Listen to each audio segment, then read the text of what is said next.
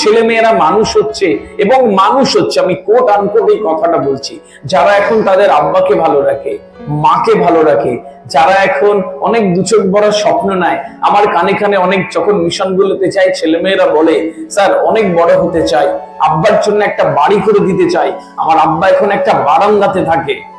ওর খারাপ লাগে, এটা হয়তো আপনাদের কাছে পৌঁছয় না।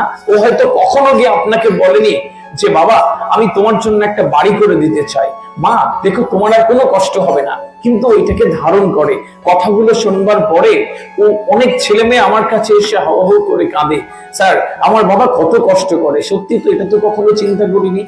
তো ওরা পড়াশোনার দিকে যাচ্ছে, একটা ছেলে একটা মেয়ের কানে যখন এইগুলো ওঠে যে বাবা তোমার বাবা এত কষ্ট করে, তোমার মা এত কষ্ট করে, ওরা আস্তে আস্তে ওই ভালোত্বের দিকে যেতে শুরু করে। সেটা হয়তো বাইরে আমরা সবসময় খুঁজে পাই না, সেই জন্য এরকম মিশনারি কালচার বা এরকম মিশনগুলো জনপ্রিয়তা দিন দিন বেড়ে যাচ্ছে।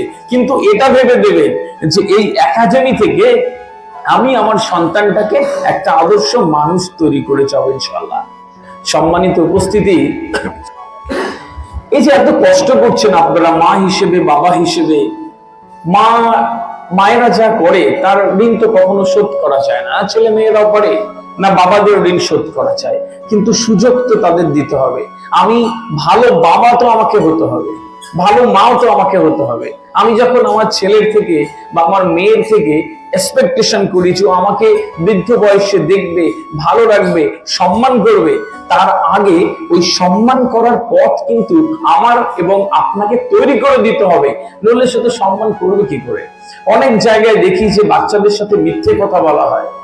এখন আপনি সকালবেলা বাইক চালিয়ে বেরোচ্ছেন, বাইক স্টার্ট দিলেন, বাড়ির ছোট ছেলেটা 5-6 বছরের এসে বলছে বাবা আমি তোমার সাথে যাব, বাবা আমি তোমার সাথে যাব, ঘ্যান ঘ্যান করে।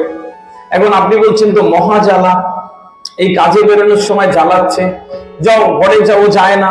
আপনি বলছেন যাও গিয়ে মায়ের কাছ থেকে একটা সুন্দর জামা পরে এসো, বাইকে নিয়ে যাও। ও দৌড়াতে দৌড়াতে আনন্দ করে ঘরে ঢুকে গেল জামা পরতে, আর যেই চলে গেছে আপনি বাইক স্টার্ট দিয়ে সা করে বেরিয়ে গেলেন। ও আনন্দ করে জামা পরে আসে আর বাবা নাই। তারপর মন খারাপ করে ওই দূরে গিয়ে বসে থাকে আর চিন্তা করে বাবা আমাকে বলেছিল তো নিয়ে যাবে, চলে গেল, যা ফাঁকি দিয়ে গেল। আর 10 বছর পরে আপনি চিন্তা করবেন যে ওই ছেলে আপনাকে মিথ্যে করবে না। দুটো জিনিস হয় না, একই জিনিস করবে। সুতরাং ওই স্কোপটা ওকে আপনি না দিবেন।